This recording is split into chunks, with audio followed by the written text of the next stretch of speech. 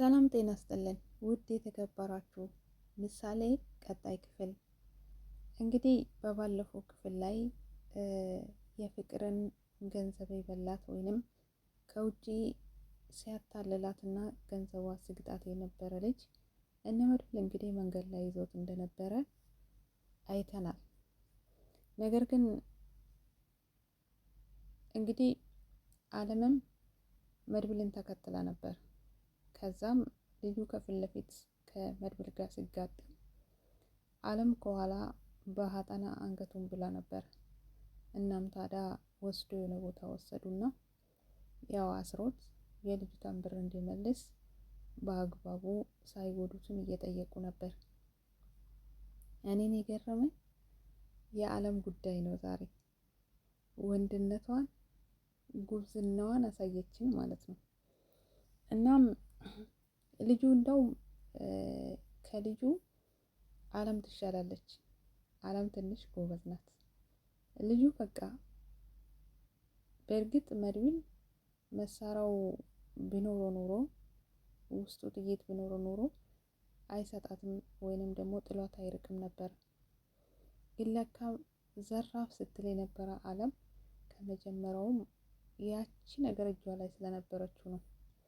ለማንኛውም እንግዲህ ወደ መጀመሪያ ስንመለስ ልጁን ይዞት ገንዘቧን እንዲመልስላት ፍቅርን በቦታ ተገኝታ ነበር።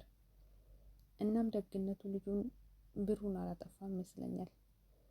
ወዲያው ብሯን እንዲያስተላልፍላት መድብል ራሱ አካውንቷን ጠይቆ ገንዘቧን እንዲመልስላት አድርጓል። ጀግና ነው። ለእህቶቼ ቆመ።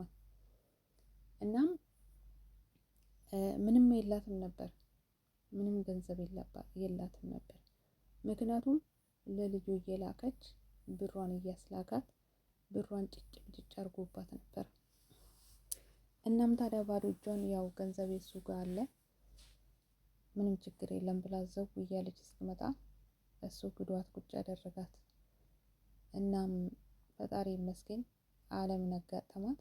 ከዛም መድብል እናም ገንዘቧን ተቀብሎ ወደ ባንኩ አስገብቶላታል። ፍቅርም ደስ ብሏታል። መድብልም በጣም አመስግነዋለች አለምዬንም። እናም ታዲያ እንግዲህ እነሱ ብራቸውን ከተቀበሉ በኋላ ፍቅርን ለመሸኘት መድብልም ዞር ብሏል። አለምዬ ግን ምን ትፈልጋለች? ብሯን ከተቀበለች በኋላ ልጁን ትታ ብትሄድ እያልኩ ነበር። እሷ ግን አካክ ዘራፊ ባህር ዳር አንተን አይደለ ስልኬን የወሰድክ እዚህ ቦታ ላይ ስልኬን የወሰድክብኝ አንተን አይደለ እያለች ልጁ ላይ መመራመር ጀመረች። እናም ልጁ በስተመጨረሻም እጁን እንደምንም ፈተው እግሩንም ፈተው እንግዲህ ሴት አይደለች እንቃርጎ ሲይዛት ለትንሽ አምልጣ መሳሪያ ይዛ ስለነበረ አወጣችው። እናም ልጁም መሳሪያውም እያለ እውነት መስሎት አንበረከከችው። ታንበረከከ። ሀብል ነበረ እጁ ላይ እሱን ተቀበለችው። ከዛም ልጁም ያው አሳስቷት ተቀበላት ማለት ነው። እናም ከተቀበላት በኋላ እንግዲህ እያስፈራራት ይኑሮ አይኑሮ ይተኩስ አይተኩስ አያውቅም ነበር። ግን ያው ቀጥታ እሷን ለማስፈራራት እናም እንደገና አንበርክኮ አስሯት ከዛም በኋላ የወሰዱበትና ወደ ልጅቷ ባንክ ያስገቡትን ገንዘብ ተመልሳላችሁ፣ ስለዚህ ተንበርከኪ፣ አሁኑ ትመልሳላችሁ የወሰዳችሁንም ብሬ እያለ አለም ላይ እየዛታ መድብል ቋቁም ባያለ ከዛ ሰፈር ይመጣል። እኔ ደግሞ መድብል አይፈራም እንዴ ልጅ እኮ መሳሪያ ደቅኖባታል እያልኩ ነበር። አለሜ ግን ያቺ ጀግና የሚያጫውታት አካክ ዘራፊ ስትል የነበረው ውሃ የገባች ሀይቅ መስላ መለመን ጀመረች። እቺ ነፍስ እኮ የምታደርገውን ነገር አታውቅም። ጀግናን በቃ ምናልባት ያው ሴት ልጅ ስለሆነችም ፈርታ ይመስለኛል። እናም መድብል ለካ ባዶ እንደሆነ ያውቃል። ደረቱን ነፋ አድርጎ ምን ተፈጠረ እያለ መጣ። ብቀርብ ይሻላል ብትው ይሻላል እያለው ከዛም አይ መድብል እንዳይተኩስብኝ ብሩ በቃ ብሩ መልሱልኝ እያለ ነው እያለች ሀብሉን አምጪ አውጥተሽ የወሰድሽውን ሀብል አምጪ እያለ እንግዲህ አለምም ከኪሱ አውጥታ ሀብሉን ልትሰጠው ነበር። እና መድብል ደረቱን ነፋ አደረገና እንዳሰጪ ብሎ ቀማት። እንዴ መድብል ሊተኩስ እኮ ነው ይውሰዱ በቃ ይመለስለት አለችው። እሱም ለመተኮስ ስል ምንም የለም ወፍ የለም። አይ አንተ እንደው መጀመሪያ ይሰራል ወይስ አይሰራም ብለክ ቼክ ማድረግ ነበረብህ። እናም በከንቱ ለፋ አለ። አለመኖሩንና አለመተኮሱን ሲያውቅ ልጁም እንግዲህ መሳሪያውን የአለምዬ እግር ስር ወርውሮ ሩጫውን ቀጠለ።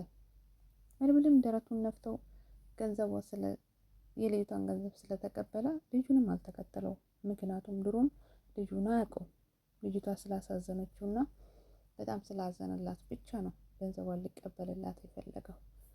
እና አለምም ጀግና ነው መድብል በጣም ወደደችው። ምክንያቱም ጎበዝ ነው እያለች ቤት ገብታ እንግዲህ ከቅድስቴ ጋራ ብሩክስ መቼ ነው ልጁን የምትወልዱ? መቼ ልትወልዳላችሁ? ግን ደግሞ እሱ ልጅ አለ፣ እሱ ያገባ ሰው ነው፣ አንቺ ግን አላገባሽም። ስለዚህ ሰርግ መደገስ አለባችሁ። ምንም ነገር ከማድረጋችሁ በፊት ሰርጋችሁን ደግሳችሁ ከዛ በኋላ ነው እንግዲህ መውለድም ሆነ ሁሉን ነገር ማድረግ የምትችሉት ብላታለች። እሷም እኔና ብሩኬን ለመጣላት በፍጹም አትሞክሪ። ከተራራ ጋር የተጋፋሽ ወይም የተጋጨሽ ይመስልሻል? ይልቁንስ መድብልን እስቲ አብሲው፣ እሱን ግን ዞር ብሎ አማያይሽም ብላ ቀለለችባት። ታያለሽ 6 ቀን ብቻ ስጪኝ መድብልን ካላንበረከኩት ግን እሱ ይተብታል። ምክንያቱም አለም በፊት ያው እንደ እብድ ስለሚያደርጋት እንጂ መድብልን እንደምትፈልግ ከበፊቱም ከአይኖቿ ላይ ይታወቃል። አሁን ግን ይበልጥ ወደዋለች። ግን እሱ ከምሳሌ ጋር ሆኖ ምሳሌ ራሱ አይለኛ ልጅ ወታለች። ምክንያቱም በጎን ከአጎቷ ጋር ሆኗ እንዴት እንደምትናገራት አለምዬም ግን ይገባታል። ስለሷ እንደሚያወሩ ቅኔ እንደሚያወሩባት ስለምታውቅ በጣም ተናዳ ነው የምትሄደው። እናም መድብል መቼም ቢሆን የሚያዝላት አይመስለኝም። እና እንግዲህ ኤዱ ናት ከመድብል ጋር ኮከባቸው የገጠመ። ኤዱ ደግሞ ዘመድ ጋር ሄዳለች፣ ለጊዜ የለችም። አለምና መድብል አንድ ቢሆኑ ወይም ደግሞ ቢገናኙ ቢጋጠሙ ኤዱዬ ራሱ በቅናት ርር ብላ ነው የምትሞተው። ምክንያቱም እሷ መድብል እንደምትፈልገው ሁሉን ነገር ያውቃል። ስለዚህ መድብል ደግሞ ከአለምዬ ጋር የሚጋጠም አይመስለኝም። በእርግጥ እንደዚህ የማይፈላለጉ ወይም ደግሞ ምንም መስሎ የማይታየው አንድ ቀን ደግሞ ፍቅሩ ከገባው መመለሻም የለውም። ምናልባት ይሄን ፈራቻ ዝም እንበል እንጂ። እናም ታዲያ ብሩኬና ቅድስቴ ደግሞ ሰርግ ያደርጋሉ ወይስ እንግዲህ ግንኙነታቸውን ቀጥለው ልጅ ይወልዳሉ? አይታወቅም። ምክንያቱም ጥንቃቄ ሰጥታታለች የአክስቷ ወይም ያጎቷ ልጅ አለምዬ። ቅድስት ግን በእውነቱ ልጅ መውለድ ትፈልጋለች። ነገር ግን ብሩኬን ይሄን ሁሉ ጠብቃለች። ስታስቡ ደግሞ ብዙ ነገሮችን አስበናል። ብሩኬም ደግሞ እንደዛው እንደታመመ ቢቀር ኖሮ ይሄ ነገር ሁሉ ይሄ ደስታ ሁሉ አይመጣም። ስለዚህ አስከፋውት እንዴ፣ ክፉ ነገር ተናገርኩት እንዴ እያለች ቅድስቴ በራሷ ጊዜ ታወራለች። ብሩኬም ደግሞ እንግዲህ አለም መቼ ነው የምትወሉት? መቼ ነው ልጅ እናት የምትሆነው? መቼ ነው መፈርምህላት ከዛ በኋላ ልጅ የምትወሉት ብላ ስለጠየቀችው ግራ ተጋብተዋል። ሳልፈርምላት ወይም ደግሞ ሰርግ ሳልለግስላት ልጅ መውለድ አንችልም እንዴ በማለት እንግዲህ ቅድስቴን ጠይቋታል። ቀጣይ ደግሞ ምን ላይ ደርሰው ይሁን? ወደ ልጅ መውለድ ይሄዳሉ ወይስ እንደገና ሰርግ ደግሶ ጸማን አድርጎ ተፈራርሞ ከዛ በኋላ እንግዲህ ባልና ሚስት ተብሎ እንትንልን። በነገራችን ላይ ሰርግ ደግሷል፣ ያው ፈጣሪ አልፈቀደላቸውም እንጂ። እናም ቀጣይ ምን ላይ ደርሶ ይሆን አብረን የምናይ ይሆናል። እነ ምሳሌዎች ሰላም ቆዩልኝ።